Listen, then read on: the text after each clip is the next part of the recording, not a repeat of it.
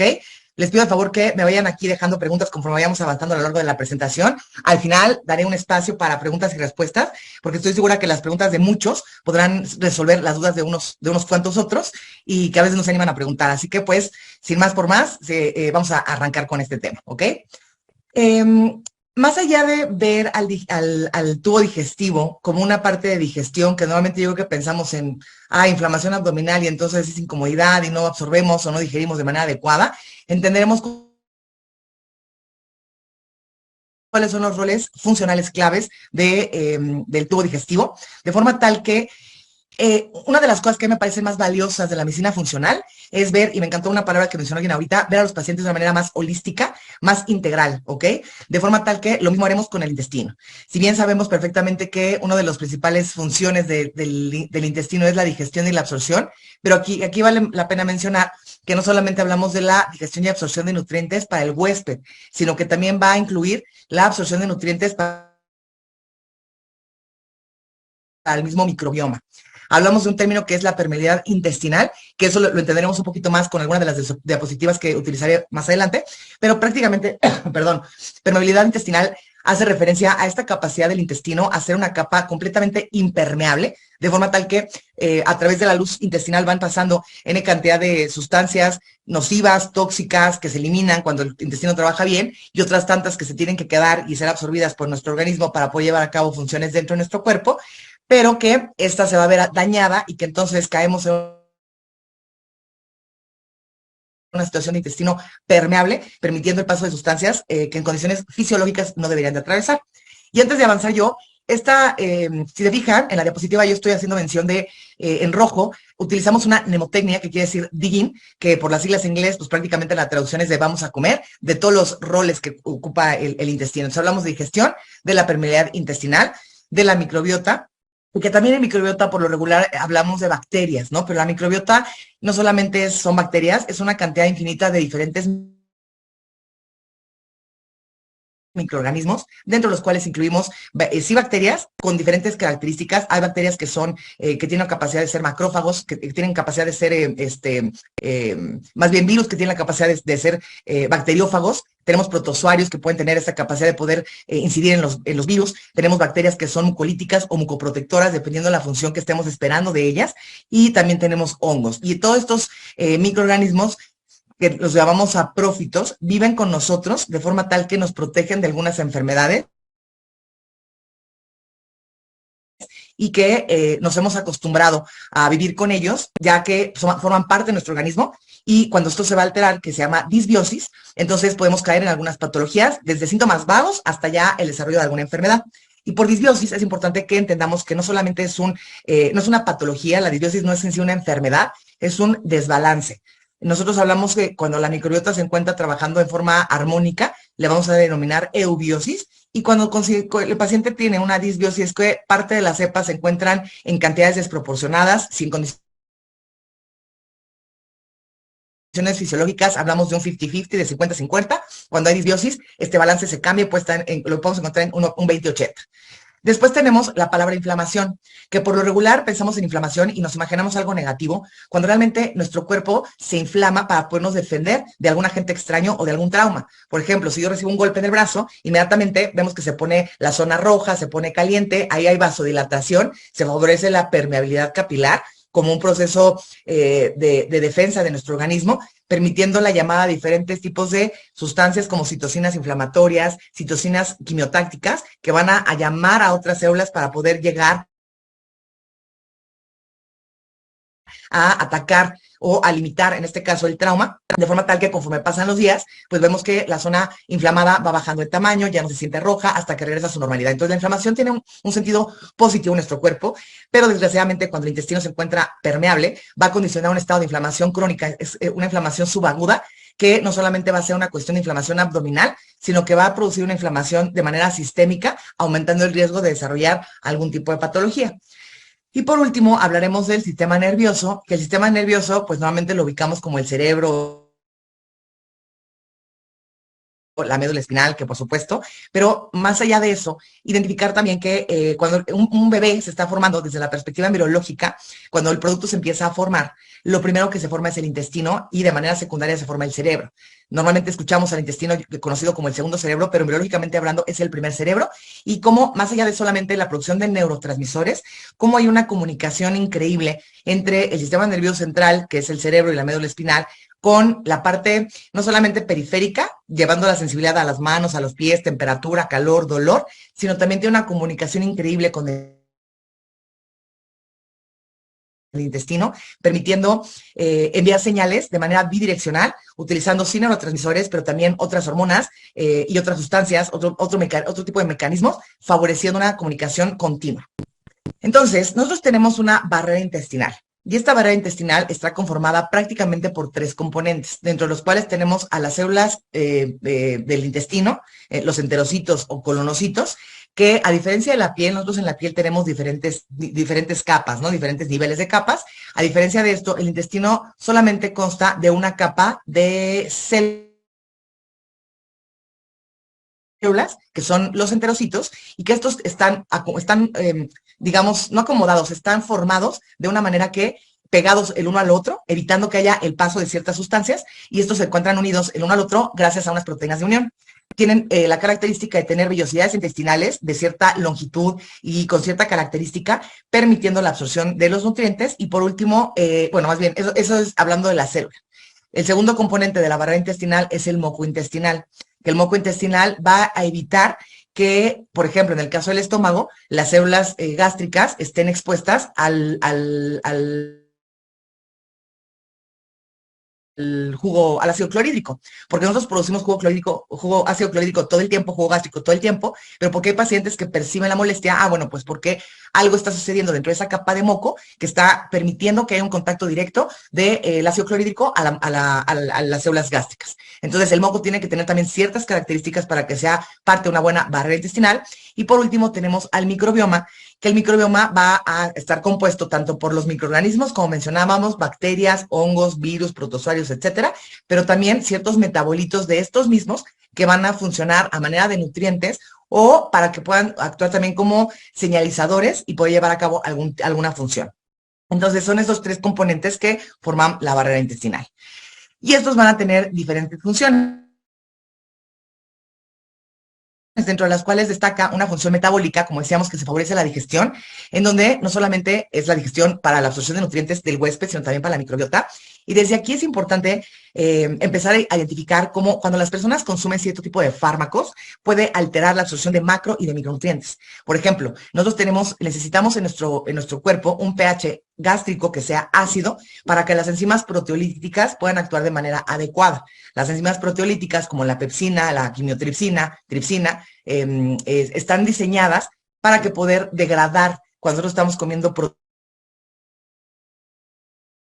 proteína de origen animal, principalmente, ¿no? Pollo, pescado, carne, huevo, esta puede ser degradada en aminoácidos y que estos puedan ser absorbidos para poder llevar a cabo la cantidad de funciones celulares necesarias dentro del pool de aminoácidos. Y cuando degradamos la proteína de forma adecuada, pues también esto va a liberar ciertos micronutrientes como son el hierro, el complejo B, favoreciendo, ¿no?, que cada quien se vaya a hacer la función que le corresponde de manera adecuada. Entonces, si nosotros no tenemos una barrera intestinal íntegra, no solamente el paciente va a tener sintomatología, digamos, mecánica, ¿no? Como decía yo, por la sensación como de gastritis cuando no hay un moco de manera adecuada, sino que el paciente a largo plazo va a empezar a notar deficiencias macro o micronutricionales que pueden conllevar algún tipo de patología. Como segunda función, tenemos una función de barrera. Como decía yo, la piel tiene diferentes capas y a diferencia de la piel, nosotros tenemos el intestino, lo tenemos de manera interna, la mucosa se encuentra de manera interna, pero está de manera constante en contacto con lo que comemos todos los días. Nosotros tenemos la piel que es externa, pero esta es una superficie que es cerrada, por lo tanto, a menos que no haya una herida, no estamos expuestos. La mucosa, aunque no tenga una herida, la mucosa intestinal está en constante contacto, y entonces esta barrera intestinal tiene que fungir como barrera, pero tiene que estar lo suficientemente activa para podernos defender de algún proceso infeccioso, pero que tampoco se encuentre tan activa que con todo lo que llegue empecemos a desencadenar algún tipo de alergia o de enfermedad autoinmune. Después tenemos una función de defensa, ya que vamos a tener el 80% prácticamente de nuestro sistema inmunológico depende del intestino, y esto viene a consecuencia de que tenemos lo que es el sistema MALT, que es el tejido linfoide asociado a mucosas, y el sistema GALT, que es el tejido linfoide asociado justamente al intestino. Y por último, una función de mantenimiento, ya que va a permitir la maduración del tubo digestivo, manteniendo la mucosa intestinal y preservando esta barrera intestinal de manera óptima para que se puedan llevar a cabo todas las funciones que nuestro cuerpo necesita cuando los pacientes o las personas llevamos a cabo una alimentación, ya no digamos buena o mala, que eso hablaremos de eso un poquito más adelante, pero simplemente por el hecho de comer. Ahora, del lado izquierdo de la pantalla les estoy mostrando lo que sería una barrera, y más que barrera, una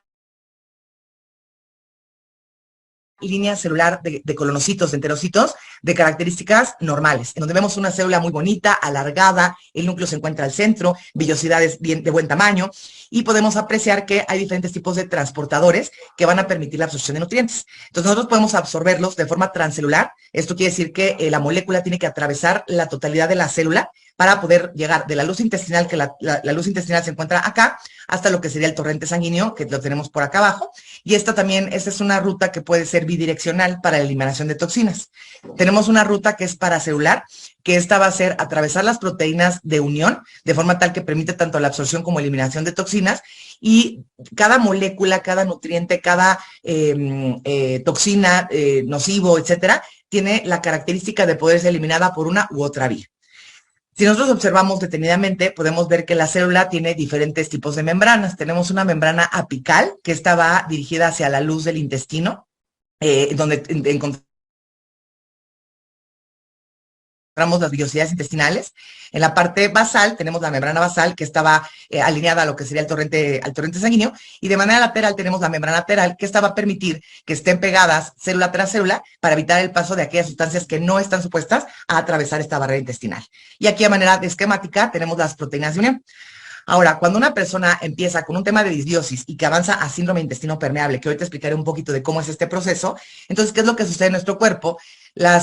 Ciertos alimentos que están pasando por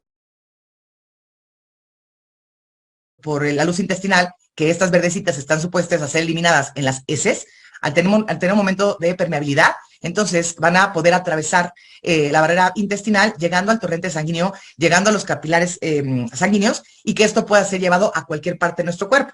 De la manera, digamos, más distal, pues podemos hablar de la llegada hasta del sistema nervioso central, porque así como tenemos una barrera intestinal, también tenemos una barrera hematoencefálica que está diseñada justamente para evitar el paso de sustancias nocivas o tóxicas y que solamente permitan la absorción de nutrientes, pero al haber permeabilidad intestinal se aumenta el riesgo de tener permeabilidad a nivel hematoencefálico, y entonces empezamos con síntomas neurológicos también.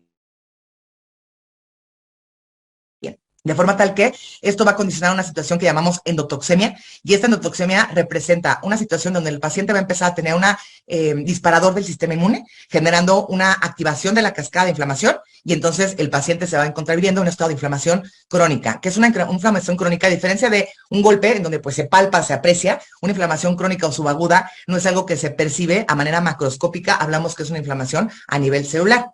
Y el paso de ciertas sustancias, no solamente negativas, y ahorita hablaremos de esto, como de gluten y la lactosa, sino principalmente de lipopolisacáridos, que son la parte degradada, digamos, de las bacterias, que son increíblemente tóxicas, y que eso va a generar este estado de inflamación en nuestro organismo. Entonces, ¿cómo una persona desarrolla, cómo va avanzando un estado de estar en eubiosis, a disbiosis y a síndrome de intestino permeable? Bueno, pues la microbiota se va a ver alterada con el paso de nuestra vida por muchísimas circunstancias, y tiene que ver, por ejemplo, desde la forma en la que nacemos. No es lo mismo nacer por una vía parto, vaginal, a una que sea por cesárea, porque el simple hecho de atravesar el canal vaginal va a permitir que nos vayamos impregnando de parte de la secreción de la mucosa de la mamá, permitiendo mejorar el estado inmunológico del bebé. Y por lo tanto, y esto obviamente los que estamos aquí pues ya no podemos hacer nada, nacimos como nos tocó nacer y ni hablar, pero esto también es una invitación a tratar de concientizar tanto a las personas como a los profesionales de la salud, de fomentar en la medida de lo posible, sin poner en riesgo la vida del producto ni de la mamá, que sean de manera vaginal. Y entenderemos también como aquellos bebés que nacen de manera por cesárea ya empiezan a tener cierta depresión del sistema inmunológico que se puede recuperar un tanto después, pero tendrá que ver cómo lo vayamos tratando. Ya que hablamos de los primeros 1000 días de vida del producto, influye desde el tipo de alimentación que recibe la mamá durante del embarazo, si la mamá tuvo infecciones y sobre todo infecciones de vías urinarias de repetición, que suele ser un estado muy común, y entonces están recibiendo antibiótico y antibiótico y antibiótico, no solamente alterando la microbiota de la madre, sino que también se altera la microbiota del producto. Entonces, esto es, insisto, con la intención de concientizarnos y tratar de evitar en la medida de lo posible, no estamos dañando al bebé, no es un teratogénico como escuchamos de algún fármaco, pero sí estamos alterando la posibilidad de tener un mejor sistema inmune del producto. Y entonces, suponiendo que independientemente que sea parto o que sea cesárea, pues el bebito empieza a crecer y qué otras circunstancias van a afectar esta microbiota. Por ejemplo, si son bebés o niños, ¿no? Que suelen tener infecciones de repetición, de garganta, de oídos, de algún tipo de respiración, y entonces es antibiótico, antibiótico y antibiótico. Esta leyenda urbana, cuando menos en México, de que hay que desparasitarnos cada 6 meses, aunque no hay evidencia de un proceso infeccioso. Y esto ya quedamos que no solamente hablamos de matar bacterias, sino que también estamos alterando los parásitos que son partes aprófitas de nuestra microbiota. Si somos niños perfeccionistas, si sufrimos de bullying, porque el bullying ha existido toda la vida, nada más que ahora tiene un nombre, si además nuestros papás nos presionaron mucho porque tiene un componente emocional, todo esto va alterando la microbiota. Seguimos creciendo y entonces ya empieza a impactar también el tipo de alimentación. Si tenemos una alimentación pobre en proteína de origen animal, si tenemos una alimentación alta en carbohidratos refinados, en alimentos chatarra, y que además hoy en día, aunque tengamos o tratemos de tener una alimentación saludable, pues hay mucho alimento procesado, congelado, enlatado, que tiene muchísimo conservador y que todo esto va alterando la microbiota. Ya no decir si seguimos tomando antibióticos, porque aquí no se trata del antibiótico que tomamos una sola vez en la vida, hablamos del acúmulo de antibiótico que hemos recibido a lo largo de toda nuestra vida. Antibióticos, antiparasitarios, antifúngicos, antivirales, medicamentos utilizados muy comúnmente en gastritis, ya que, ¿qué es lo que sucede con los inhibidores de bomba de protones, no? Este tipo de medicamentos bloquean la producción del ácido clorhídrico, aliviando la sintomatología del paciente. Entonces, no es lo mismo, para que no satanicemos a los fármacos, no es lo mismo el que yo me tome un omeprazol un día que abusé de la comida y tengo molestias, a que hay pacientes que están consumiendo de forma crónica y que casi lo usan para toda la vida, porque esto va a modificar el pH gástrico y que de manera inicial pareciera que mejora la sintomatología del paciente, pero que realmente estamos modificando el pH del estómago, disminuyendo la capacidad de activación de las enzimas proteolíticas, por mencionarte una, pero además va a modificar el pH y con esto va a matar a las bacterias que son nuestras amigas y que nos defienden de enfermedades, permitiendo el crecimiento de otras bacterias que no deberían de existir.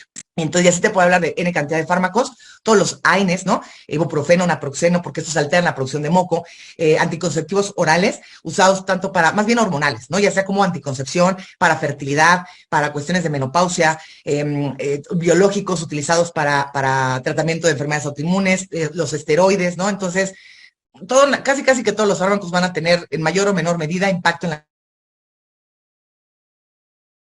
microbiota. Y si a eso le sumamos el estrés, que bueno, pues estrés, todos tenemos ciertos niveles de estrés y no es que la gente ahora diga, pues ya no trabajo, ¿no? Sino que buscar herramientas a través de las cuales podamos mejorar el estrés, acompañamiento emocional o que temas de terapia.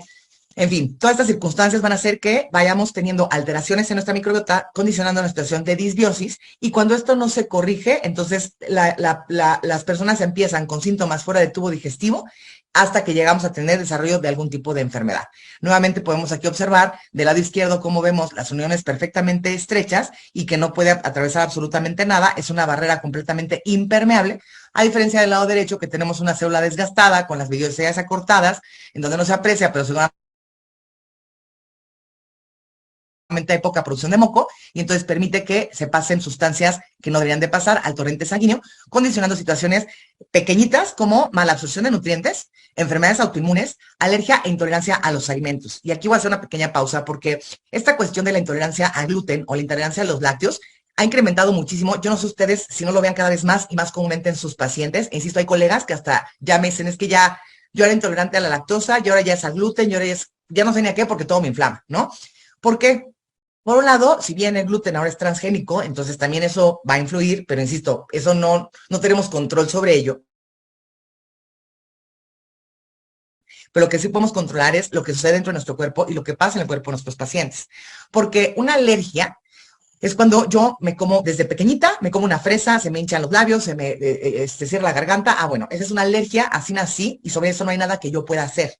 Pero muchas veces son intolerancias que se han ido desarrollando y habrán escuchado en pacientes que a lo mejor les dicen, es que anteriormente yo comía camarones y estaba perfecto y ahora los como y ya me salen ronchas. O me salen ronchas a veces sí y a veces no.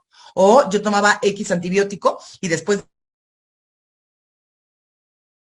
de 4 o 5 ciclos ya me hice alérgico. Pues estas, si bien malamente las llamamos alergias, pero realmente son intolerancias que han desarrollado en nuestro cuerpo porque estamos presenciando posiblemente ya los principios de una cuestión de disbiosis y posibilidad de que se vaya a desarrollar hasta síndrome de intestino permeable. Entonces, no es que se hayan incrementado los casos de gluten y de lactosa porque se ha puesto de moda, es simplemente porque cada vez hay mayor incidencia de casos de disbiosis y que muchas veces las personas ni siquiera tienen idea de que están teniendo una situación de disbiosis. Y esto va a condicionar, a final de cuentas, que tengamos inflamación sistémica. Perdón, yo sé que hablo bien rápido, así que si voy rápido también me pueden parar un poquito. Y de todas maneras, al final les vamos a enviar la grabación para que la puedan revisar con calmita y vemos dudas y respuestas. Entonces, ¿qué sucede cuando tenemos una permeabilidad alterada? ¿Ok? De entrada, como decía yo, ¿cómo lo vamos a manifestar?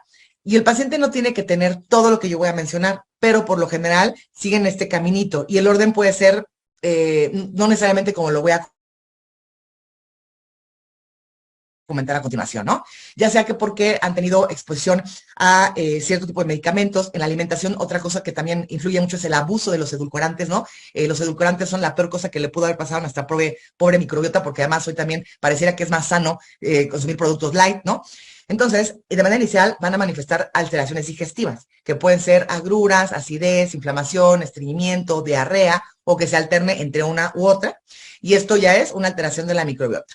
Posteriormente, el paciente va a empezar con síntomas fuera del intestino, pero que son tan vagos que no los alcanzamos a aterrizar dentro de una enfermedad. Y entonces pueden empezar con situaciones como de dolor de cabeza constante, caída de cabello, insomnio,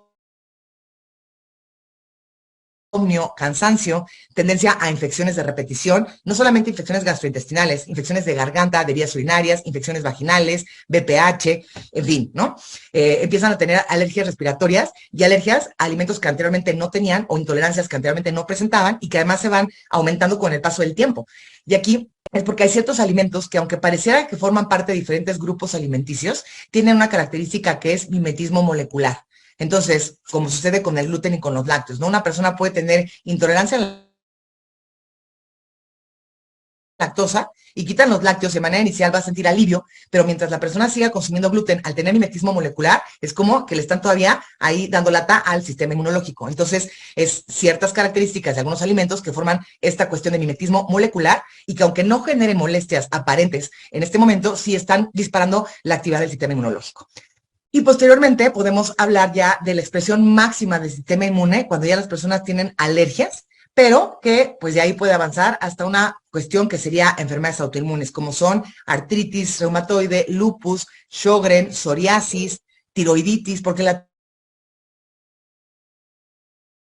tiroiditis, como cuestiones de Hashimoto o de Graves, enfermedad de Graves, son más una cuestión autoinmune que una cuestión endocrina, ¿ok? Porque tiene un componente a nivel del tubo digestivo.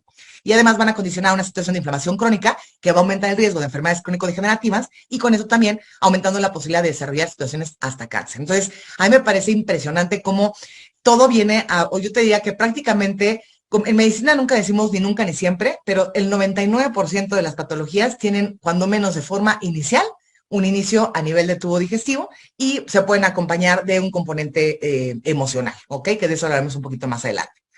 Entonces, te quise poner una gráfica de un paciente obeso que además de que va muy de la mano que los pacientes obesos desarrollen disbiosis o que la disbiosis condicione obesidad, como lo veremos ahorita, pero sobre todo para que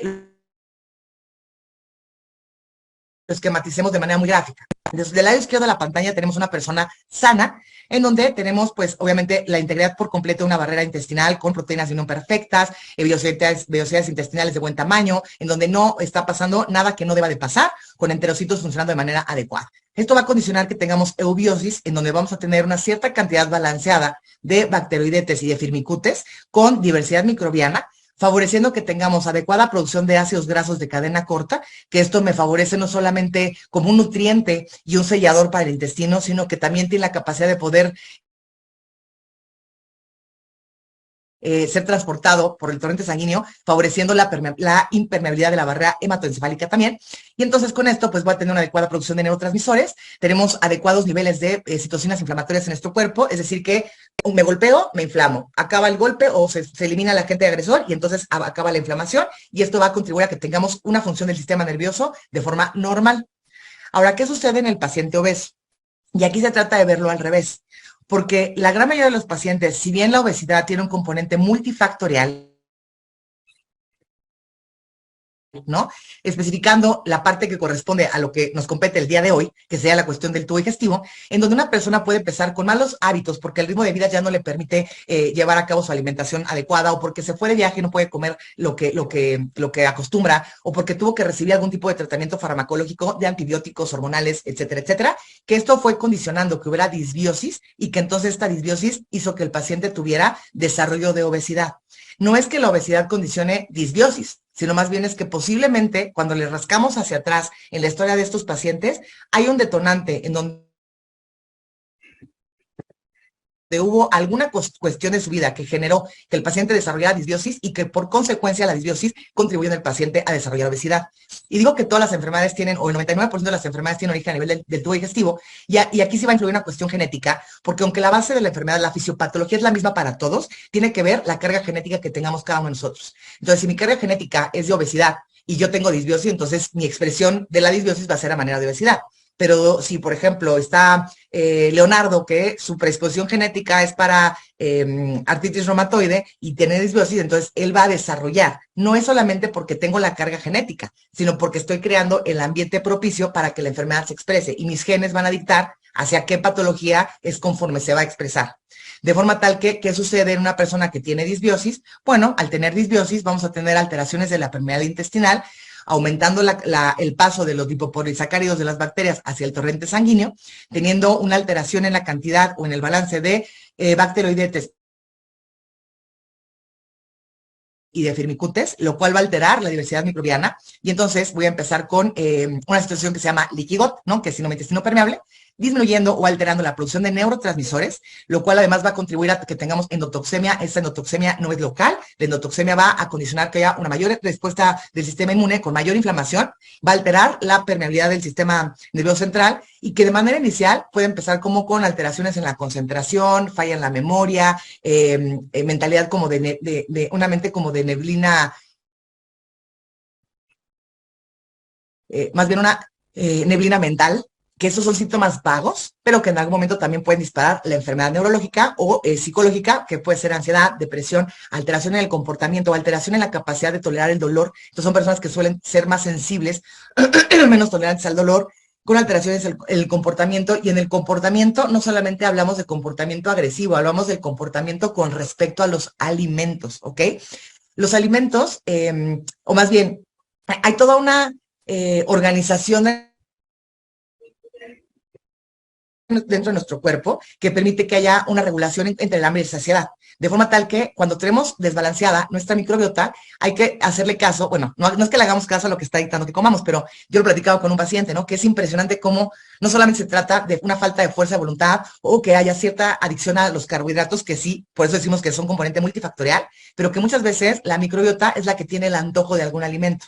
No por eso quiere decir que vamos, pues como es mi microbiota, entonces ya no soy responsable. No, no se trata de quitar responsabilidad, pero se trata de entender que podemos apoyar a nuestros pacientes a que tengan una mejor elección sobre sus alimentos cuando mejoramos nuestra microbiota. Entonces, ¿cómo es que se comunica el sistema nervioso central con el intestino? Si bien tenemos un sistema nervioso central, que es ello que es el cerebro y la médula, hablamos de también hay un sistema nervioso autónomo, que si bien simpático y parasimpático, y eso más que por cuestión anatómica, es por funcionalidad. Y anteriormente era considerado dentro del sistema nervioso autónomo también el sistema nervioso entérico. El sistema nervioso entérico es toda una orquesta de ciertas terminaciones nerviosas que van a ir principalmente con el nervio vago, pero que van a estar diseminados en todo lo que son las vísceras, y por eso se le llama el nervio vago, porque anda en todos lados, ¿no?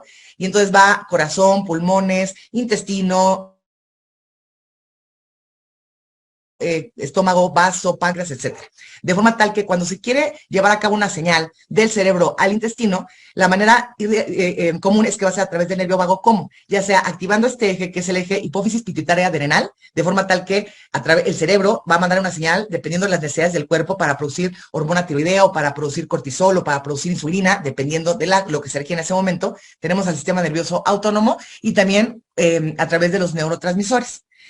Decía yo que esta comunicación es completamente bidireccional y la forma en la cómo el intestino se va a comunicar con el cerebro va a ser a través principalmente del torrente sanguíneo, como ya sea a través de una vía inmune, con ciertas citocinas inflamatorias o no, a través de vías endocrinas, como la producción de ciertas hormonas, grelina y leptina, una es de hambre, ¿no? Que es la grelina, y la leptina, por ejemplo, que es la de la saciedad, y tenemos vías neurológicas, principalmente llevadas a cabo por los neurotransmisores, que los neurotransmisores no solamente son esta comunicación que existe entre las neuronas, sino que los neurotransmisores también pueden ser transportados a través de lo que es el torrente sanguíneo para poder impactar en prácticamente todo nuestro cuerpo y llevar el mensaje de acuerdo a la demanda que está buscando nuestro cuerpo en ese momento. Entonces, ¿qué es lo que sucede cuando hay una señal del intestino al cerebro y tenemos cambios en la microbiota? Bueno, pues esto va a afectar de forma direccional, de forma tal que si yo tengo alterada la microbiota, voy a tener alteración en la funcionalidad del sistema nervioso, y si tengo alterado mi sistema nervioso, pues también voy a tener alterada la microbiota, ¿no? Y con esto, por ejemplo, cuando nosotros tenemos una emoción o el típico enamoramiento que decimos las maripositas en el estómago, pues no solamente que sea una cuestión que se escucha bonita, ¿no? Normalmente sentimos la emoción a nivel intestinal, cuando estamos preocupados o cuando estamos ansiosos, ¿no? Normalmente es una sensación, llamémosle rara, diferente, pero que la sentimos o la percibimos a nivel del intestino. Entonces, ¿por qué si yo estoy preocupado, que pensamos que la preocupación es acá, por qué la estoy percibiendo a nivel intestinal? Justamente porque están intercomunicados. Y entonces, el tratamiento aquí, ¿no? Es una invitación igual como a pensar un poco. Porque normalmente, pues una persona que tiene algún síntoma digestivo, gastritis, colitis, pues ¿con quién va a acudir? Obviamente va a acudir con el gastro, ¿no? O con un médico, médico general, médico internista, o el gastro, el geriatra tal vez, o el pediatra en el caso de los niños, ¿no? Y entonces va a decir, es que tengo molestias, como que me duele el estómago, como que me arde, algunos de los síntomas que está presentando, y claro que, pues, el médico va a proceder a darle, pues, el tratamiento indicado, ¿no? Que si tienes gastritis, pues algo para quitar la molestia y la gastritis. Que si hay inflamación, algo para la inflamación, estreñimiento para el estreñimiento, etcétera, etcétera. ¿Y qué sucede cuando tenemos un síntoma neurológico? O sea, una cuestión de insomnio o una cuestión como de ansiedad o depresión. Pues normalmente si es ansiedad o depresión, pensamos de manera inicial en un psicólogo para trabajar esta parte de la terapia, o en su defecto en algunos casos al psiquiatra, en donde ya no solamente es una terapia hablada, sino que vamos a recibir un tratamiento farmacológico. Y esto no solamente es hacer esta como invitación a pensar en que no todos los pacientes que tienen diarreas tienen un origen infeccioso, ni todos los pacientes que tienen insomnio es que requieren apoyo psiquiátrico, ¿ok? Me queda claro que el paciente no sabe lo que no sabe. Entonces el paciente al percibir estas molestias, pues si tengo molestias gástricas, pues voy con el médico, y si tengo ansiedad voy con el psicólogo. Pero quiero que pensemos esto, y no es por criticar a ningún colega, porque cada quien se dedica a su área de expertise, ¿no? Pero se imaginan, y si hay algún psicólogo presente me lo va a saber si lo hace en su consulta, ¿cuántos psicólogos conocen que aborden a un tipo de paciente que viene por ansiedad y depresión y le preguntan, oye, ¿cómo es tu alimentación? ¿Y comes suficiente proteína animal? ¿Y tienes suficiente cantidad de vegetales en tu dieta para que mantengas a tu microbiota? ¿O le das color, esta alimentación arcoíris, de frutas y verduras de diferentes colores para que tengas todos los nutrientes? Difícilmente lo va a hacer. Y a lo mejor por ahí un médico o un gastro que sí podemos pensar en ayudar al paciente o recomendar que le bajen sus niveles de estrés, porque hoy sabemos que se llaman gastritis nerviosa o colitis nerviosa, ¿no? Pero eso sí, le va a tener que dar el tratamiento farmacológico. Y no se trata de que nos demos fármacos, se trata de entender que es lo que más me gusta de la medicina funcional, que buscamos corregir el problema de raíz, ¿no? Una persona que tiene la gastritis en sí realmente no es una enfermedad. La gastritis es inflamación de la mucosa gástrica. Entonces, si yo tengo evidencia de que el paciente desarrolló gastritis porque recibió AINES, porque le quitaron la muela, bueno, pues entonces le daré el tratamiento para eso y tan tan. Pero una persona que acaba el tratamiento y que continúa y persiste con la molestia, pues eso no es normal. Y entonces hay que buscar la razón del por qué el paciente está persistentemente teniendo este síntoma de reflujo, de acidez o de o de gastritis o de epigastralgia, no nada más es de me tomo el medicamento para toda la vida, ¿no? Porque ya quedamos que pareciera que estamos aliviando las molestias de los pacientes, pero a la larga nos va a traer efectos o colaterales, ¿no? Y también en la parte emocional, donde tiene que ir con un acompañamiento. Por eso hablamos de que la mayoría de los pacientes deberían de recibir un apoyo o un tratamiento multidisciplinario, que pues la cuestión económica no es tan sencilla, ¿no? Y que el paciente a veces ni siquiera se queda el tiempo. Y entonces, ¿por qué no rodearnos de personas, de un grupo, de comunidad de médicos, ¿no? En donde podamos, oye, pues a lo mejor yo no domino la parte de dar un plan de alimentación, le puedo hacer recomendaciones de qué alimentos puede o no puede comer, pero ve con el nutriólogo para que te ponga un plan específico, ¿no? La parte del psicólogo, oye, pues antes de ir al tratamiento farmacológico, vamos a tratar de esta terapia y tal, pero obviamente si el paciente requiere tratamiento farmacológico, está ok, que no debería ser la herramienta número uno. La herramienta número uno sería alimentación y acompañamiento emocional.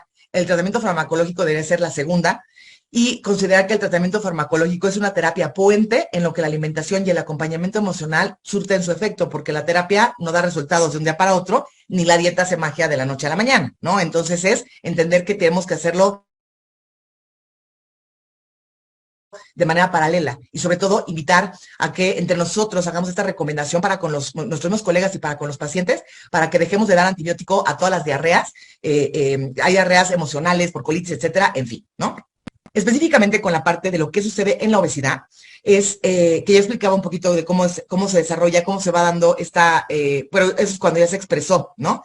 Nosotros tenemos, para poder, digamos, más allá de que escuchemos solamente el nombre que se oye bonito, ¿no? Sabemos que tenemos una microbiota, ok, y dentro de la microbiota los vamos a estar separando por categorías, en donde hablamos de familias, de filos, que diríamos que son las familias, y las predominantes en nuestra microbiota son bacteroidetes, firmicutes, pero también tenemos actinobacteria, proteobacteria, que por ejemplo está relacionada con cuestiones de acné, de la familia de la verrucomicrobia. Hoy en día hay una cepa específica que se llama Akkermansia mucinífila, que está muy asociada a cuestiones de desarrollo de resistencia a la insulina, obesidad, diabetes, y sobre todo cuando está disminuida la cantidad, de forma tal que si bien no se había logrado, hoy conocemos que hay muchos probióticos, pero específicamente no se había logrado desarrollar uno con Akkermansia. En el 2021 España logró, y bueno, todavía está en proceso de estudio, pero pues es el que más se ha acercado. Y algún dato súper curioso respecto a este tema, por ejemplo, la metformina, que es uno de los fármacos que más comúnmente utilizamos justo para este grupo de pacientes de resistencia a la insulina, obesidad o de diabetes, tiene que ver con el aumento en la cantidad de Akkermansia en las cepas. Entonces, independientemente del efecto farmacológico que tiene la metformina sobre estas patologías, también me va a ayudar y posiblemente eso ayude a que sea un medicamento tan benéfico en ese tipo de pacientes, porque va a aumentar la cantidad de Akkermansia. Y con esto no quiero decir que ahora vayan a darle metformina a todos los pacientes simplemente porque queremos aumentar la cantidad de Akkermansia. No, es simplemente entender que dentro de sus efectos farmacológicos también tiene un efecto a nivel de la microbiota, en este caso positivo. Y hay diferentes géneros como son pseudomonas, streptococo, haemófilos, y con esto también es que nosotros tenemos cepas en nuestro cuerpo que no son patógenas. Podemos tener el Helicobacter pylori y que no se manifiesta, y entonces no porque en un estudio de rutina encuentren el Helicobacter hay que erradicarlo. Si el Helicobacter está conmigo y en este momento no me está dando sintomatología, como por qué lo tengo que erradicar nada más porque se asocia a incremento de cáncer. Bueno, hay otras cosas que se asocian a incremento de cáncer gástrico. Y que hay situaciones en donde el Helicobacter pylori, por ejemplo, cuando estamos en algún tipo de situación de estrés, que el estrés va a aumentar la producción de catecolaminas, adrenalina, noradrenalina, que eso aumenta el riego sanguíneo, y que entonces esta bacteria, el Helicobacter, va a tener una mayor cantidad de riego sanguíneo, aumentando su virulencia, y entonces por eso decimos que después, cuando tenemos situaciones de estrés, es que me dio gastritis. Sí, la parte emocional, pero también es porque posiblemente al liberar cortisol y catecolaminas, eso mismo induce a que el cuerpo aumente la virulencia de esta cepa que no me estaba dando, que vivía conmigo y que era saprófita y que no me daba ninguna sintomatología, pero que en este momento sí la presenté. Entonces, ¿qué sucede en el paciente con obesidad? Vamos a tener alteración en la composición de la microbiota, ya quedamos que hay disbiosis, vamos a tener alteración en la fermentación, y que la fermentación va a contribuir, déjate de que piensas en fermentación y piensas en gases, ¿no? La fermentación tiene que ver con la producción de los micronutrientes propios para la microbiota. Dentro de la maravilla que es nuestro cuerpo, así como nosotros, la microbiota tiene la capacidad de poderse autopreservar si tiene la materia prima para poder funcionar. Y entonces, el consumir vegetales, y por eso cuando digo a mis pacientes con algún tema de resistencia a la insulina, obesidad o dislipidemias, insisto mucho en el consumo de vegetales, más allá de que le des saciedad por la fibra. Si no, digo, si no te gustan las verduras, no las comas por ti, cómelas por tu microbiota, porque eso nos va a ayudar a que tengamos fermentación de estos vegetales, formación de nitritos y de ácidos grasos de cadena corta, etcétera, para que entonces la microbiota se pueda mantener. Y vamos a tener alterada, sobre todo, más allá del metabolismo, vamos a tener alterada la capacidad de utilizar la energía a partir de los alimentos, ¿no? Y ahorita les voy a mostrar una diapositiva siguiente a qué me refiero con eso. Entonces, ¿qué sucede en este grupo de pacientes? Tenemos a nivel del epitelio intestinal, aumentada la permeabilidad del tubo digestivo, lo que va a alterar la producción de ciertas hormonas, en este caso de péptido Y y de GLP-1, que son hormonas que son anorexigénicas, perdón, que son hormonas, sí, anorexigénicas. Y como va a estar disminuida la producción, pues el paciente va a estar come y come, y aunque ya se sienten llenos, tienen esta necesidad, más bien, aunque ya están llenos, no se perciben llenos y tienen necesidad de querer seguir comiendo, ¿ok? Vamos a tener disminuida la capacidad de oxidar ácidos grasos a nivel de músculo esquelético, y por lo tanto vamos a tener depósitos y por eso parte digamos, del tratamiento que recomendamos para los pacientes es hacer actividad física que represente fuerza para eliminar la grasa que tenemos depositada en el músculo esquelético. Vamos a tener incremento del tejido adiposo, aumentando la incorporación de triglicéridos, lo que va aumentando la cantidad de masa grasa, condicionando incremento en el proceso inflamatorio, aumentando la producción de citocinas inflamatorias. Vamos a tener liberación de ácidos grasos a nivel del hígado y aumentando la inflamación, y entonces disminuida la capacidad de saciedad. Y el pobre paciente entonces está en un ciclo vicioso que tenemos que empezar por romperlo en algún punto, más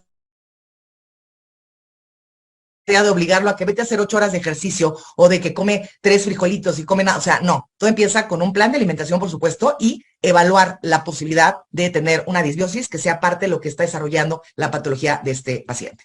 Entonces, como te comentaba yo, hay personas que, y esto seguramente lo has vivido de manera personal o algún paciente te lo ha comentado, ¿no? Que tenemos esta cuestión en donde dos personas comen exactamente lo mismo, tienen la misma cantidad de actividad física, vaya, como si fueran gemelos, ¿no? Y entonces consumen una cantidad, y pongo un ejemplo de calorías, pero además es para que me entiendan, en donde tenemos una microbiota estable y entonces las calorías que consume corresponden a las calorías que el cuerpo va a ocupar. Pero en el paciente que tiene disbiosis y que está con tendencia a la obesidad, él puede consumir 1,800 kilocalorías y para su cuerpo le representan 2,000 kilocalorías. ¿Por qué? Porque al tener un mayor porcentaje de firmicutes, no tiene una adecuada capacidad de utilizar su aporte calórico y su aporte energético. Y entonces aquí viene esta parte de pues, que comemos lo mismo. Obviamente influyen otras cosas, ¿no? Hay muchas variables, idiosincrasia de nuestro cuerpo, el hecho de que tengo un buen sueño, relaciones interpersonales, etcétera, etcétera. Pero esto me sirve como para ejemplificar el por qué dos personas pueden tener la misma aporte calórico en su alimentación y que represente diferente aporte energético, ¿ok? Dentro de su cuerpo. Ahora, el butirato es uno de los metabolitos más importantes que produce la microbiota. El butirato, algunas personas, si ustedes alguna vez han prescrito dieta cetogénica o lo han hecho a manera personal, pues el butirato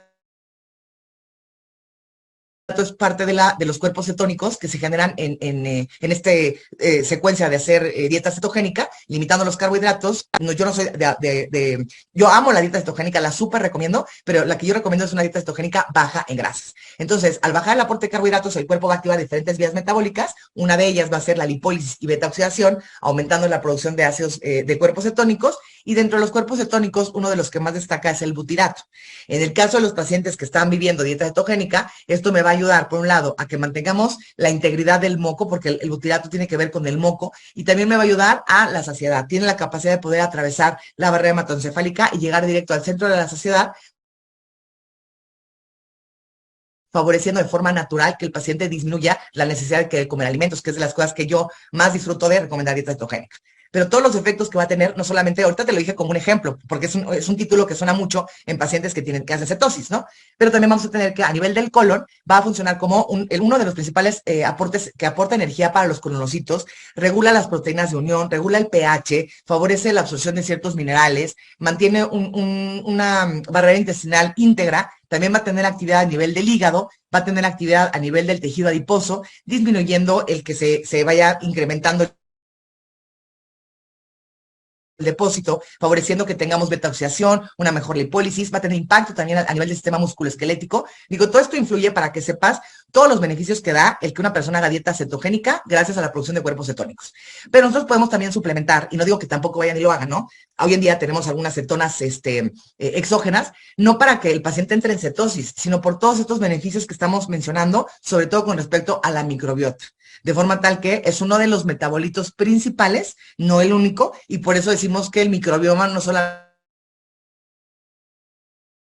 son microorganismos o no solamente son bacterias, tiene que ver también que tenga la materia prima suficiente para poder llevar a cabo la producción de sus propios metabolitos, autopreservarse y nutrir también al huésped.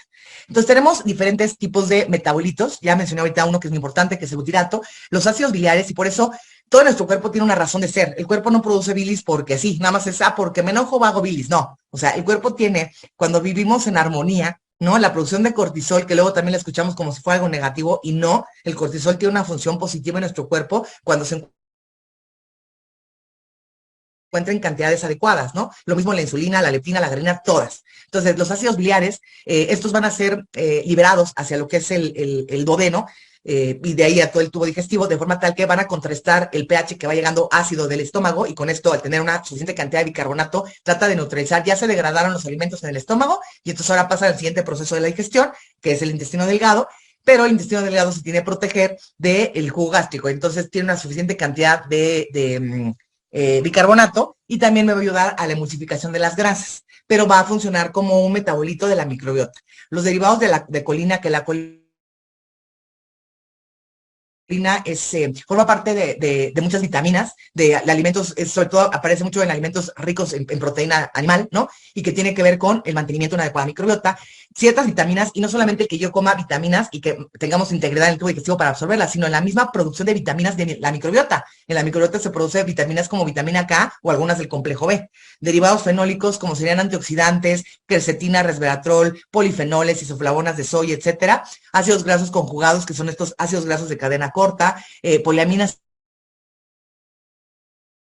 etcétera, y todos estos son metabolitos indispensables para que mi microbiota pueda funcionar de manera adecuada y que tengamos un balance de todos. Tenemos bifidobacterias, lactobacilos, entre otros, y entonces al mantener metabolitos con una microbiota balanceada, vamos a evitar desarrollar enfermedades como obesidad, diabetes tipo 2, esteatosis hepática, enfermedades cardiovasculares, inflamación crónica en general. Por ahí preguntaban en el chat el otro día la cuestión del autismo y cáncer de colon. Y si bien los probióticos no es la única herramienta, es una de las herramientas, quise hablar de la parte de los probióticos porque también hoy en día se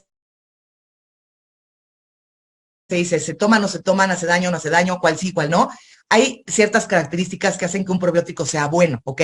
Y te voy a hablar no solo del probiótico del comercial, me refiero a los que te encontramos en el súper, ¿no? El kefir, chucrut, el kimchi, la kombucha, que esos pueden servir pensando en un mantenimiento, pero no vamos a hablar de esos hablando específicamente de un tratamiento. En México existe una cosa que se llama Yakult, que es una porquería, ¿no? Porque la gente cree que es una maravilla para cuidar la microbiota y es un pobre lactobacilo nadando en un alberca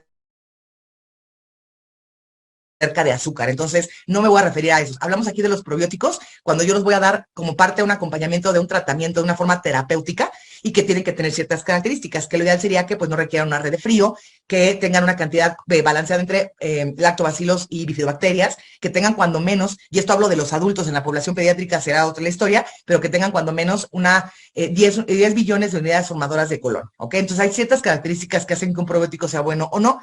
Evitar, obviamente, el que tengan, no porque tengan 85 billones de billones son mejores, porque también esto puede condicionar SIBO, ¿no? Que SIBO es el sobrecrecimiento bacteriano a nivel del intestino delgado, que el intestino delgado está supuesto a estar libre de bacterias, no es un ambiente estéril, pero debe estar libre de bacterias porque las bacterias obstaculizarían la absorción de nutrientes, ya que aquí es donde principalmente se van a absorber. Entonces, ¿en qué van a impactar los probióticos? Van a impactar en el sistema inmune de forma tal que no solamente me ayudan a restaurar la parte del tubo digestivo cuando recibimos algún tipo de medicamento que le está dañando, sino que va a impactar en el epitelio y mucosa de cualquier parte de nuestro cuerpo. Recordemos que hay epitelio vaginal, mucosa digestiva, mucosa oral, en piel, ¿ok? Entonces, probióticos ayuda a disminuir el riesgo de infecciones de repetición y a restablecer la microbiota no solamente del intestino, sino a nivel general. Tiene que ver con el metabolismo de ciertos nutrientes. Decía yo hace un ratito que la microbiota influye en el metabolismo carbohidratos en el metabolismo de grasas y de lípidos, ¿no? Perdón, en el metabolismo de carbohidratos, de proteínas y de grasas. Entonces, cuando tenemos alterada la microbiota, pues esto puede contribuir, digamos, el mecanismo a través del cual una persona puede tener una ingesta en calorías y que me represente una cuestión energética diferente, a mantener el sistema de barrera que corresponde a la microbiota, que tengamos una mejor absorción de los nutrientes, no solamente una parte digestiva, que se disminuya el riesgo de desarrollar de cáncer por esta parte de un estado de inflamación crónica, que si bien el paciente con obesidad ya tiene un estado de inflamación crónica, pero aunque el paciente no tenga exceso de masa grasa, por tener un intestino permeable se aumenta el riesgo de cáncer. El regular el funcionamiento del intestino no solamente desde la perspectiva de absorción, sino también desde la parte mecánica, ¿no? Que tengamos un buen hábito intestinal, la regulación de las hormonas, tener este balance entre leptina y grelina, ya que la grelina es de hambre, leptina es de saciedad, y que no favorezcamos una situación de resistencia a la leptina, que también existe, así como hay resistencia a la insulina, existe la resistencia a la leptina muy comúnmente vista en los pacientes con exceso de masa grasa. Regula la inflamación, ya quedamos que no solamente es a nivel local, sino también va a tener un impacto a nivel sistémico, y la prevención de enfermedades, tanto sistémicos como a nivel gastrointestinal. Y hoy en día cada vez hay más desarrollo y más literatura y más industria involucrada en descubrir mejores probióticos. El probiótico, digamos que es la bacteria, bueno, el microorganismo tal cual. Tenemos fibra perbiótica y hay los que son simbióticos cuando se combinan de estas dos, y que no solamente tiene que ver con alteraciones del tubo digestivo, sino que ya vemos que cada vez hay más investigación y publicaciones en donde se relaciona la expresión o alteraciones de la microbiota con respecto a obesidad, en temas de alergia, en enfermedades autoinmunes, en los trastornos funcionales e inflamatorios del tubo digestivo, etcétera, etcétera, etcétera. Entonces, cada vez vemos más y más y más literatura al respecto, y esto obviamente nos crea todo un mundo de posibilidad para que la industria farmacéutica voltee a ver este tema y pueda darse a la tarea de desarrollar mejores y sobre todo más específicos, ¿no? Ahorita hablamos como de generalidades, pero así como ya se encontró que Akkermansia tiene que ver con temas de síndrome metabólico y de diabetes, pues seguramente se encontrarán algunos que sean específicos para el estreñimiento del lactante, el estreñimiento del adulto mayor, cuestiones autoinmunes, y entonces se podrá dar tratamiento cada vez más dirigido. Entonces, ¿qué es lo que yo hago cuando tengo el caso? Y yo sé que escuchamos esta información y ya pensamos en que todo el mundo tiene disbiosis o síndrome de intestino permeable, que tampoco es el caso, aunque sí hay muchos casos de disbiosis. Después de escuchar toda esta información, bueno, ok, ya me llevo esta información, ¿y ahora qué? ¿No? Entonces, hay un método que se llama método de las 5 R's, que forma parte del hacer una dieta de restauración intestinal o dieta oligoantigénica, en donde el hacer esto es hacer estos 5 puntos, y lo ideal es hacerlos todos al mismo tiempo, porque de nada sirve que yo quite alimentos y siga haciendo lo mismo si no hago completo, o de nada sirve que yo le dé probiótico si no le doy recomendaciones de alimentación al paciente. Entonces tiene que hacer todas estas 5 al mismo tiempo para tener un mejor resultado, y sobre todo que podamos corregir el problema de fondo y que el paciente no diga, es que voy a vivir con estas intolerancias para toda la vida. Y lo de menos, es incómodo la intolerancia hacer mucha cuestión de prevención de enfermedades, porque es un hecho que una vez que el sistema inmune en mi cuerpo ya se disparó y el paciente ya desarrolló lupus, ya tiene psoriasis, posiblemente ya no lo voy a curar con alimentos, para que tampoco nos quedemos con ese concepto, ¿ok? Ese sistema inmune ya está alterado, pero lo que sí puedo hacer es darle un acompañamiento para tratar de aliviar los síntomas en la medida de lo posible, y tratar no solamente de aliviar los síntomas, de que el paciente requiera la menor cantidad de fármacos posible, y si requiere fármaco, entonces poder paliar los efectos secundarios de estos fármacos, que muchas veces no dimensionamos que tienen, no los que vienen solamente en la cajita, efectos que tienen que ver con temas de micro y macronutrición. Entonces, nuevamente es posiblemente el tener esta herramienta para nosotros poder hacer una cuestión preventiva cuando el paciente está apenas teniendo síntomas digestivos, o que me sirva como una herramienta de acompañamiento y de tratamiento cuando el paciente ya desarrolló una enfermedad. Y ahorita, bueno, porque el sistema inmune, insisto, una vez que se disparó, difícilmente lo voy a curar, pero sí podemos tener una regresión prácticamente, pues si no al 100%, porque la enfermedad siempre quedará latente, en algunas otras que contribuyen a temas de diabetes, hipertensión, hígado graso, dislipidemia, sobre todo las que tienen origen metabólico. Entonces, ¿qué es lo que vamos a hacer? Hacemos estos 5 puntos que hablamos de remover, reemplazar, reinocular, reparar y rebalancear. Y la parte de rebalancear va específicamente dirigida, y esto aquí nosotros tenemos que ser muy claros con el paciente, no se trata de engañar a nadie, donde el paciente obviamente tiene que poner de su parte en llevar cierto tipo de alimentación, algunos suplementos, todas las recomendaciones que nosotros le vamos a dar y por qué se las vamos a dar, pero él nos tiene que ayudar a bajar sus niveles de estrés, que a eso me refiero con rebalancear.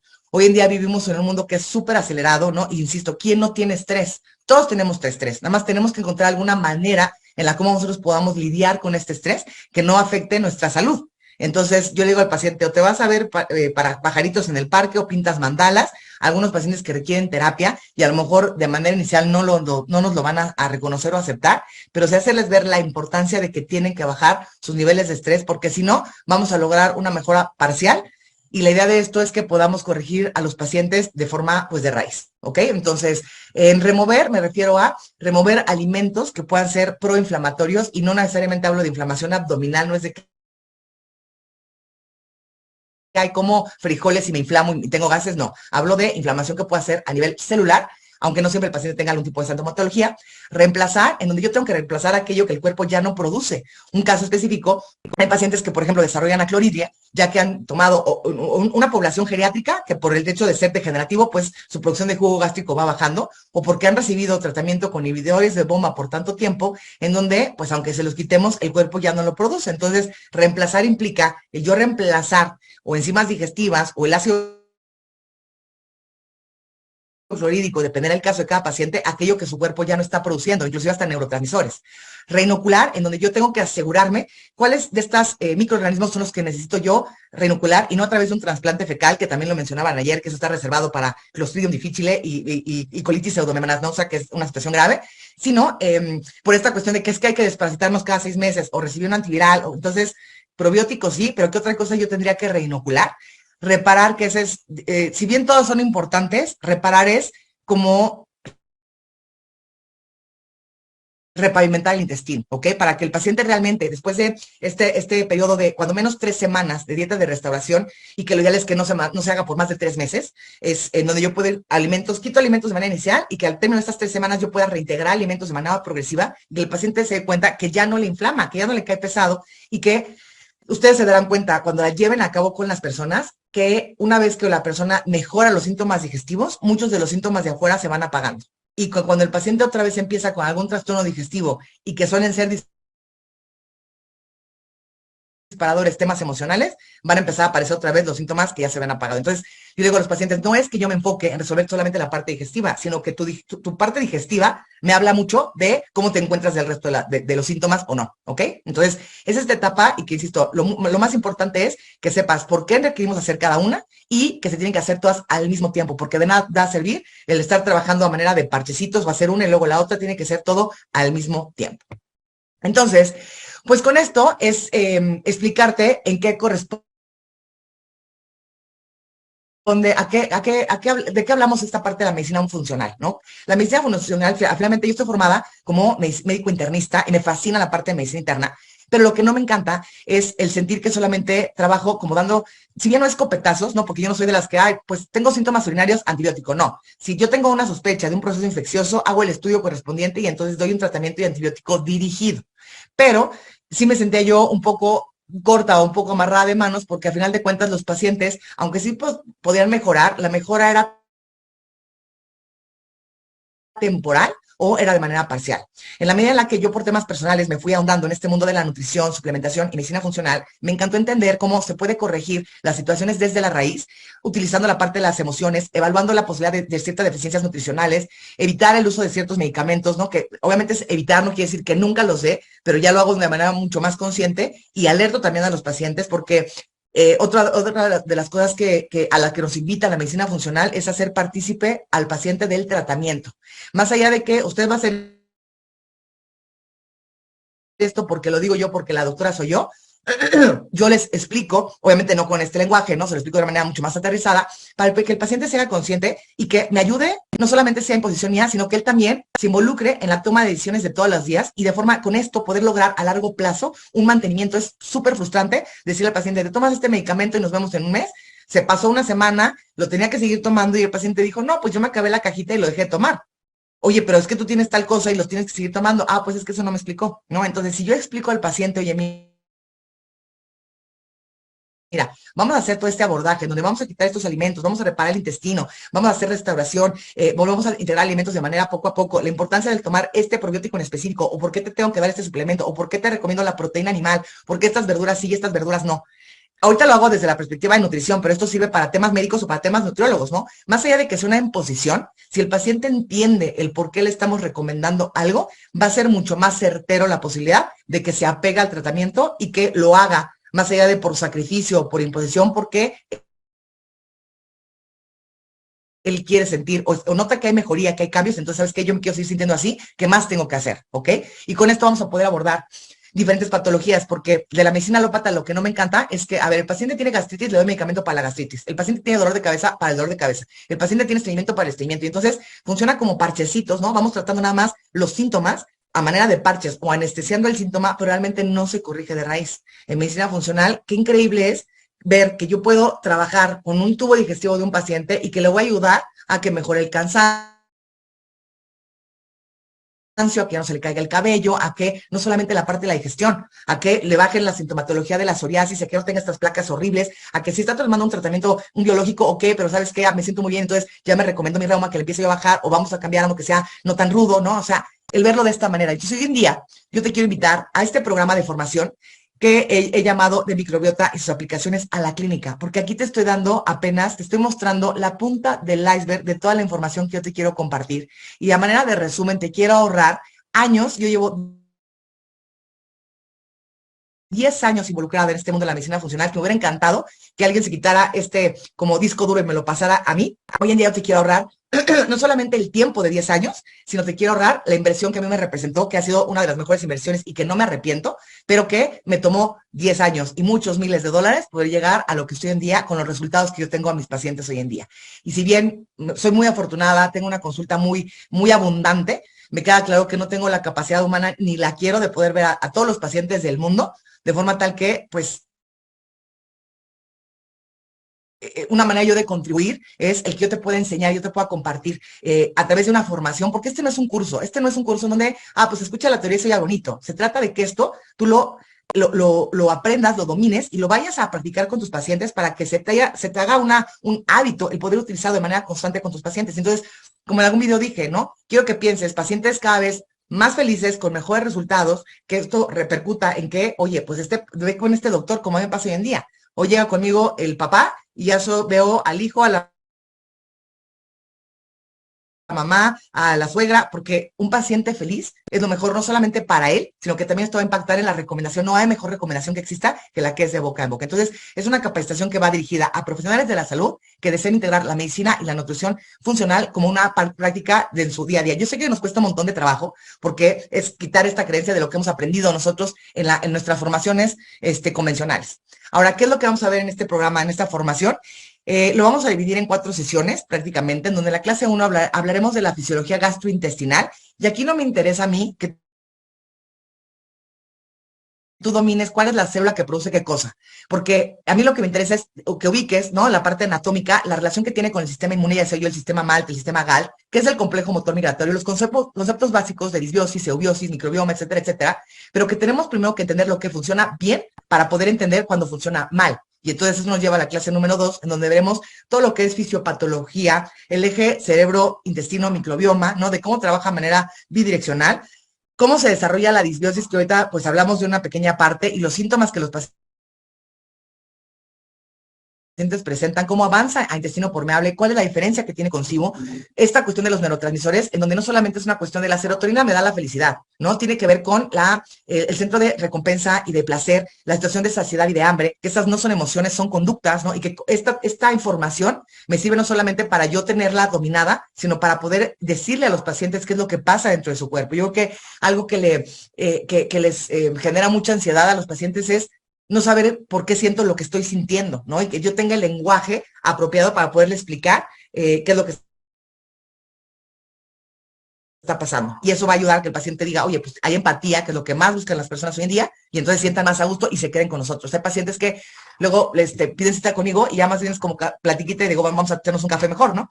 Pero que regresan y no regresan afortunadamente por la misma patología, ¿no? Ellos tuvieron una mejora importante, donde digo, yo no te quiero de paciente para toda la vida, ¿no? Yo quiero que realmente te cures, vayas y tengas tu vida y me recomiendes con alguien más y que si regresas conmigo sea por otra cosa, pero que no regreses por lo mismo. Y afortunadamente es el caso. En la clase 3 ya hablaremos de la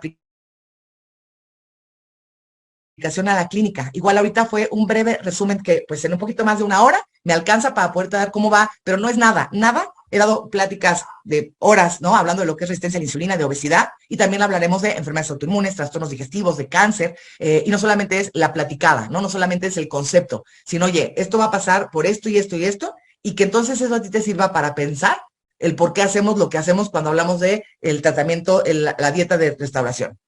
Y en la clase 4, justamente ya hablaremos, y haremos algunas prácticas con pacientes de la dieta de restauración intestinal, el uso de probióticos, por mencionarte uno de los suplementos que estaremos ocupando, la suplementación funcional y presentación de casos clínicos. En promedio, pues hablo que la duración será más o menos de 2 horas. La idea es que sean 4 sesiones, que terminarán siendo 5, ya te explico por qué 5. Empezamos el 15 de febrero y el horario será de miércoles de 7 a 9 de la noche. Y digo 2 horas porque la verdad es que si se nota, me gusta el micrófono y además me encanta enseñar y creo que es una información, o sea, yo he visto cuántas personas desesperadas allá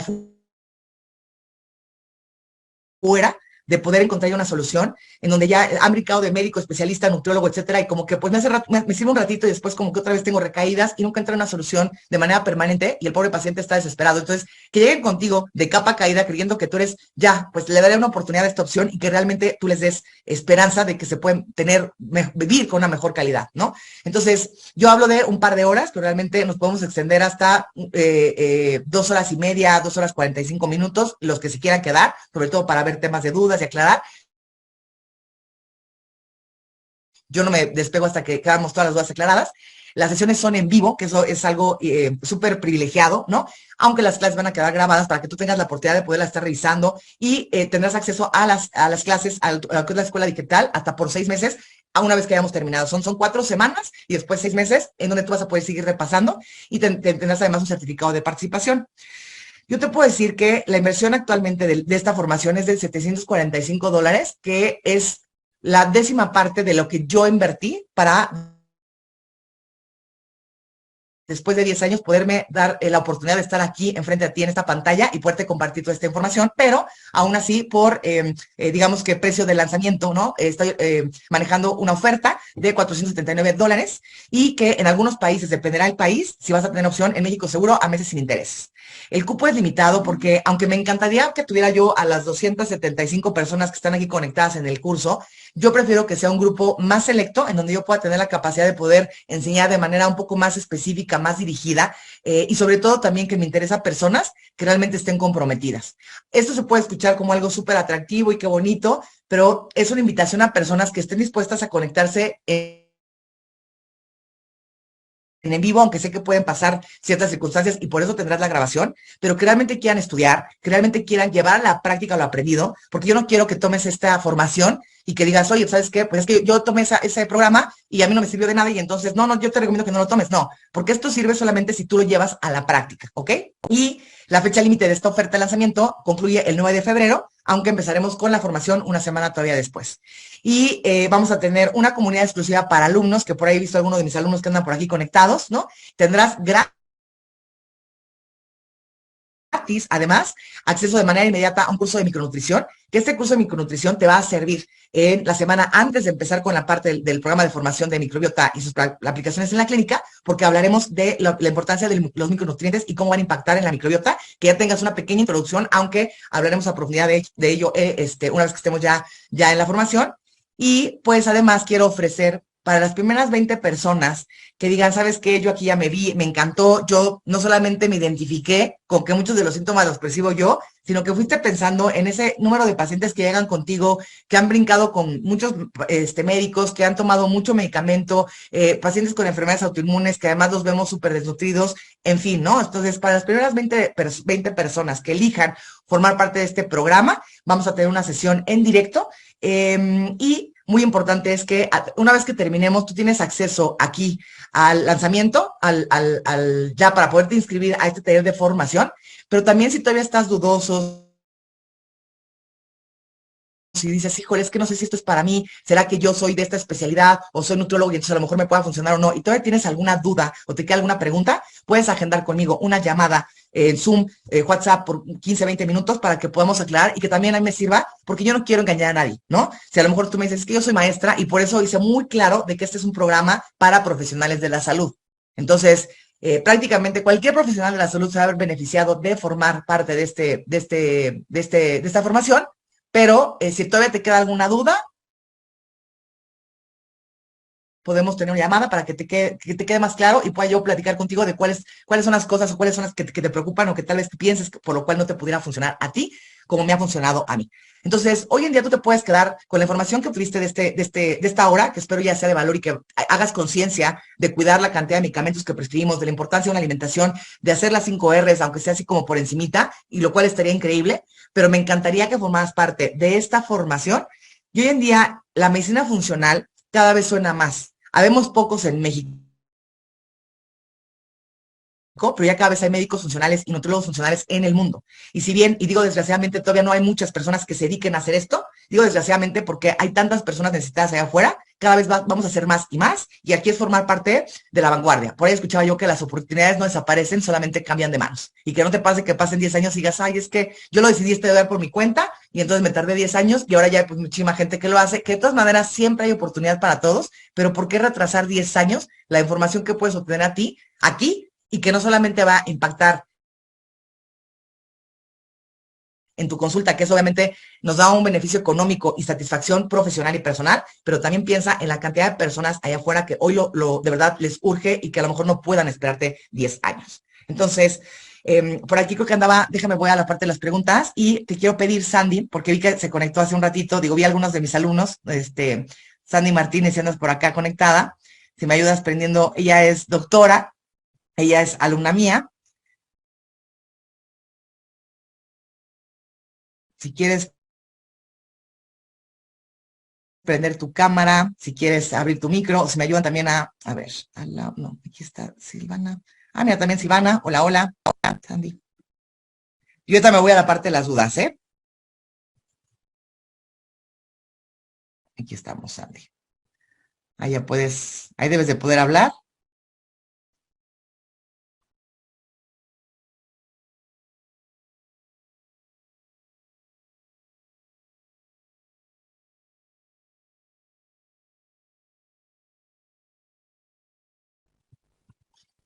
Híjole, bueno, a ver, no sé si puedes. Dani, si andas por aquí, me echas la mano.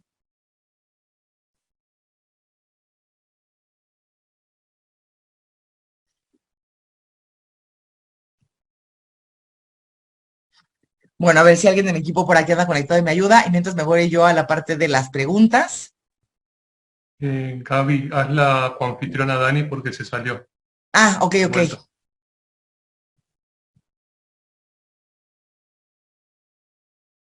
A ver. Listo. Listo, Nacho, gracias. Ahí está Dani también de coanfitriona.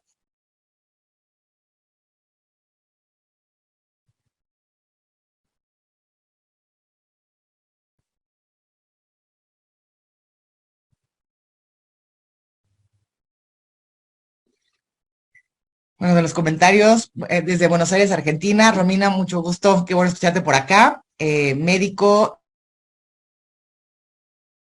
de la Ciudad de México, Tampico, asesor deportivo, que obviamente también es súper importante.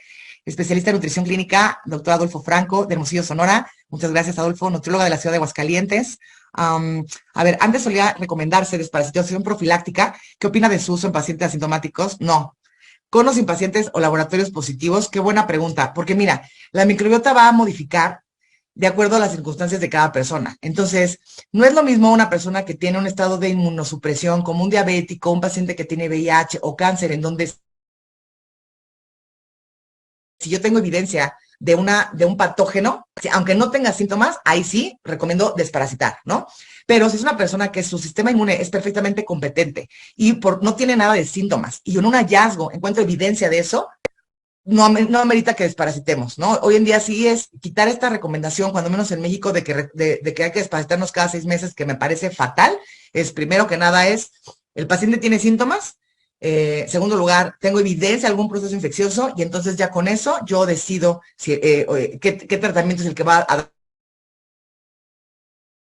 dar dirigido, para que tampoco estemos dando, pues a ver si con este funciona, ¿no? Porque por eso hemos creado una brutalidad con respecto a la resistencia antimicrobiana. Sí, sí va a quedar grabada la sesión y de hecho ahorita el término se les van a mandar grabada. La microbiota de un recién nacido vía vaginal se produce en la primera semana de vida y en la tercera semana de vida. O sea, no es que no se produzca, es diferente, porque no es lo mismo atravesar, que estamos diseñados, ¿no? Para nacer vía vaginal, como pues ve a todos los animales, pues ningún animalito nace por cesárea. Los animales nacen por la vagina de la mamá, ¿no? Estamos diseñados a nacer por parto vaginal. Entonces, los bebés que nacen por cesárea, que qué bueno que existen herramientas hoy para que ha disminuido mucho la tecnología, ha mejorado para que disminuya mucho la mortalidad materno-fetal, pero eso no quiere decir que no se impacte de manera negativa en el sistema inmune del bebé. Pero tiene que ver la suma de muchos factores, para que no nos quedemos nada más con esta cuestión de, ay, no, es que nació por cesárea y entonces su sistema inmune está comprometido para toda la vida. No, pero es eso más el que la mamá tomó antibióticos, más que el bebé no lo lactan, ¿no? En donde favorecemos también no solamente el paso de nutrientes, sino de que el bebé siga recibiendo de alguna manera nutrientes para su microbiota y que siga generando sistema inmune. Colitis ulcerativa crónica también, claro, la colitis, el CUSI o Crohn son enfermedades intestinales, pero son enfermedades autoinmunes, ¿no? Que su expresión es en tubo digestivo, pero claro que se van a ver súper beneficiadas también. ¿Hay alguna relación entre la disfunción del eje hipotálamo-hipófisis adrenal en el intestino permeable? Sí, por supuesto. Expliqué yo un resumencito, ¿no? Porque cuando estamos nosotros estresados, ¿no? Una cosa es que tengamos un estrés con el que vivimos todos los días, que casi que el cuerpo ya se acostumbró a que estemos sometidos a un estrés que va más allá de lo normal, porque tenemos un familiar enfermo, porque tengo el deadline de un proyecto, porque alguna razón, una ruptura de pareja, algún disgusto familiar, y entonces tenemos mayor tensión de lo habitual, y entonces eso va a activar a que aumente la producción de nuestro cortisol, que esto es una parte adaptativa, pero cuando tenemos este eje alterado de manera continua, obviamente va a aumentar la producción de las catecolaminas, va a alterar la producción de los neurotransmisores. Esa parte no la mencioné yo ahorita, que los neurotransmisores prácticamente el 80% se produce en el tubo digestivo. Tiene que ver con que el paciente mantenga una buena alimentación a expensas de proteína animal para obtener triptófano, y la otra es para que el cuerpo tenga la capacidad de poderlo convertir en serotonina y melatonina, permitiendo que no tengamos ansiedad, depresión, insomnio, ¿no? Entonces, por supuesto que están altamente relacionados, y no sé si la preguntaste antes de que yo lo mencionara, pero súper relacionado. En las embarazadas se modifica la microbiota, pero ahí tu pregunta, Nayes, ¿se modifica de manera fisiológica o se modifica de manera porque damos antibiótico o porque qué? No entendí bien esa pregunta. Los probióticos mejoran la sintomatología, no son curativos. Sí son curativos, o sea, no son curativos porque si un paciente tiene, no sé qué te diré, si tiene, pueden limitar, pueden quitar síntomas, por ejemplo, del Helicobacter pylori. Una paciente puede tener sintomatología de infección de vías urinarias, y por dar probióticos mejoramos la sintomatología cuando no necesariamente era una infección de vías urinarias. Entonces, sí son curativos, pero quiero que me entiendas a que no se trata de nunca más dar antibiótico y de ahora en adelante todo lo vamos a tratar con probióticos. No, se trata de que pueden apoyar a restablecer la microbiota y que eso entonces tenga la capacidad de podernos curar. No sé si con eso me expliqué, ¿ok? A ver, Dani, no sé si ya pudiste y si están viendo por ahí, si nos quiere compartir algo. Sí, se puede mejorar la condición del síndrome de intestino irritable y Parkinson, por supuesto, también, porque el Parkinson es una de la expresión de enfermedades neurológicas del síndrome de intestino permeable.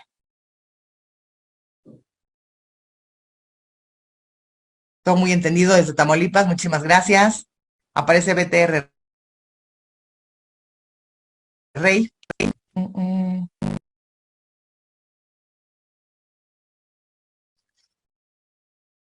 ¿Puedes activar el audio, Dani? No entiendo. El uso de rifaximina en pacientes sintomáticos y posterior uso de probióticos multicepa. Sí, o sea, que aquí la idea es, por ejemplo, que si el paciente se va a ir de viaje, bueno, hacer la recomendación de los probióticos porque sabemos que puede haber la diarrea del viajero, ¿no? O que cuando regrese, hablando de cuestiones preventivas, o que cuando regrese le podamos dar nosotros también algún ciclo de probiótico, porque cuando es un viaje a lo mejor a Cuernavaca, pues no afecta. Pero si yo me voy de viaje a África, obviamente el tipo de cepas, y por eso mucha gente cuando viaja, más allá de que, ay, comí tacos, el típico gringo que comió tacos de la calle y se enfermó, no es porque, bueno, a veces sí puede ser infección, ¿no? Pero muchas veces es porque no estamos acostumbrados al mismo tipo de cepas, y entonces puede caer algo pesado, y mencionando un poquito de diarrea que no es fiebre, no hay dolor abdominal, o sea, es una diarrea que pues la conocemos como diarrea del viajero, ¿no? Entonces, para que tampoco la gente se quede con la idea de que, ay, pues me da diarrea y entonces solamente probióticos, no, hay ciertas características. Muchas gracias, qué bueno que les gustó. Sí, ofrezco formación de otros temas, en mi página pueden encontrar los cursos que doy. No está avalada por ninguna institución, es una formación obviamente me apoyo mucho en el IFM, que es el Instituto de Medicina Funcional de Estados Unidos. Mucha de la literatura que les recomendaré, en donde verán las diapositivas con esta información, es del IFM. No es recomendable desparasitarse, no es, o sea, es recomendable desparasitarse no cada 6 meses. Y lo voy a hacer de una manera muy burda, ¿no? No somos perritos oliendo colitas de todos los días como para tenernos que desparasitar. El mejor regalo que le puedes dar a un niño para su microbiota es que conviva con un perrito. Y entonces, si yo tengo la sospecha de un proceso, nada más, ¿tienes animal? Hay que desparasitar cada 6 meses. No. Si tengo síntomas, entonces hago el estudio correspondiente y ya con eso puedo evaluar qué desparasitante es el que puede ayudar. No hay uno que sea mejor o peor, es dar un tratamiento dirigido. Hablamos de desparasitantes que pueden abarcar a todas los microorganismos, o que puede ser eso y que la mayoría de las veces es de una sola toma, sobre todo cuando son desparasitaciones de estas que son profilácticas, ¿no? Es como en el caso de los pacientes o de los médicos que prescriben, bueno, te voy a dar 3 medicamentos y por si te da, para que no tengas irritación gástrica, pues de una vez te mando el pantosol. O sea, quitemos esta práctica también de mandar protectores de mucosa gástrica si no hay la posibilidad de que el paciente, o ya no digamos la polifarmacia, sobre todo en la población geriátrica, ¿no? Dentro del protocolo de las 5 R's, ¿en qué fase se puede introducir suplementación al paciente? Es que no hay un orden, es todo al mismo tiempo. Todo tiene que ser, yo tengo que quitar lo que está haciendo agresor, tengo que reemplazar, tengo que reinocular, tengo que rebalancear, tengo que hacer todo al mismo tiempo.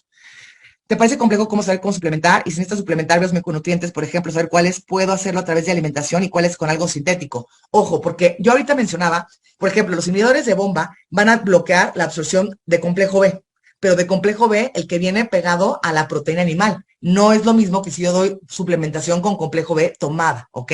Entonces, claro que en la formación aquí veremos la suplementación que vamos a ocupar. Yo mencioné el probiótico, pero el probiótico es uno de muchos, y no quiere decir que el paciente salga con así 25 millones de cosas, no, porque te tengo que explicar cuáles son las características, el que entiendas con cuál vamos a repavimentar, cuál me sirve para rinocular, cuál me sirve para reemplazar, ¿no? Entonces, tenemos que entender que la suplementación, sobre todo en este grupo de pacientes, y también vamos a ver ya de manera más, aunque hablaremos de generalidades, no es la misma suplementación que requiere un paciente con enfermedad autoinmune a un paciente que apenas si tiene síntomas digestivos, ¿no? Entonces, hablamos de diferentes tenores, ¿ok? El lupus, por supuesto, todas las enfermedades autoinmunes tienen relación con tubo digestivo. SIBO y disbiosis. Disbiosis es un desbalance de la microbiota que forma parte de nuestro cuerpo, de nuestro organismo, ya sea microbiota de piel, microbiota intestinal, microbiota de vías urinarias, etcétera, etcétera, pero que esa microbiota está caracterizada por un balance entre cepas, y que con la disbiosis quiere decir que hay un desbalance entre estas cepas. El SIBO es la presencia de bacterias en el tubo, sobre todo en el intestino delgado, que en el intestino delgado, si bien no es estéril, no debería de haber bacterias o ningún tipo de microorganismo aquí, porque aquí está supuesto a ser la mayor cantidad de absorción de nutrientes. Y si hay bacterias o si hay un hongo, eso me bloquea la absorción de estos nutrientes, ¿ok? Siempre después de un ciclo de antibiótico es necesario, sí, por supuesto, indicar un antibiótico. No. Siempre después de un ciclo de antibiótico es necesario indicar un antibiótico. Creo que la pregunta era un probiótico después, por supuesto, Natalia.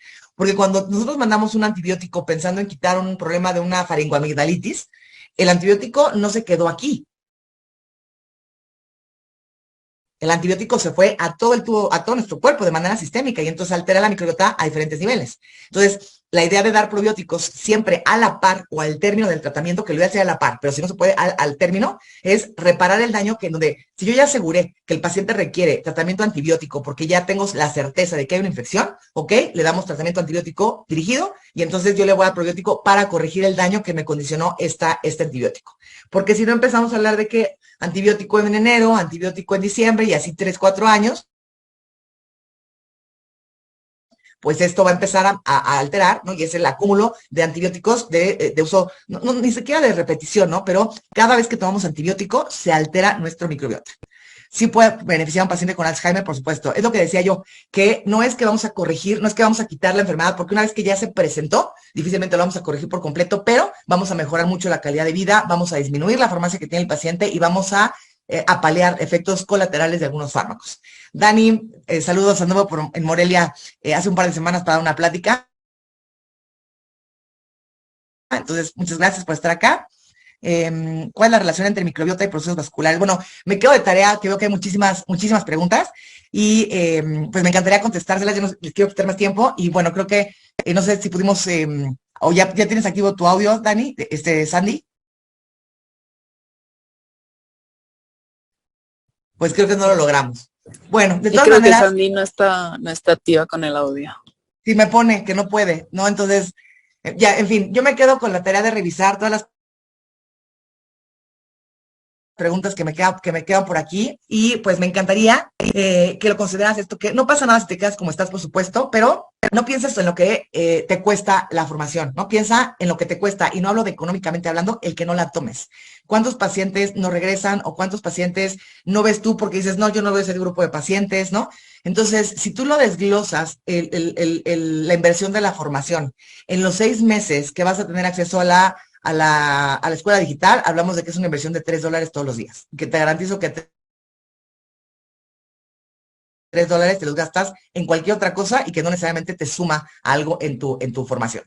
Entonces, me quedo con la tarea de revisar todas las preguntitas, se las estaré yo contestando por ahí en los correos. Quédate con el enlace para que puedas ver la página, en donde ahí sale Sandy, inclusive, ¿no? Me regaló un testimonio, entonces puedes ver testimonios de algunos de mis alumnos que han formado parte de esta academia, tanto médicos como nutriólogos, algunas como preguntas comunes, y si te interesa agendar una llamada, con muchísimo gusto, y si te interesa inscribirte, pues bienvenido. Muchísimas gracias a todos por haberse tomado este espacio y espero que realmente te vayas de aquí con esta información valiosa y le empecemos a aplicar y sobre todo con conciencia de cómo manejamos a nuestros pacientes todos los días. Muchísimas gracias a todos, bonita noche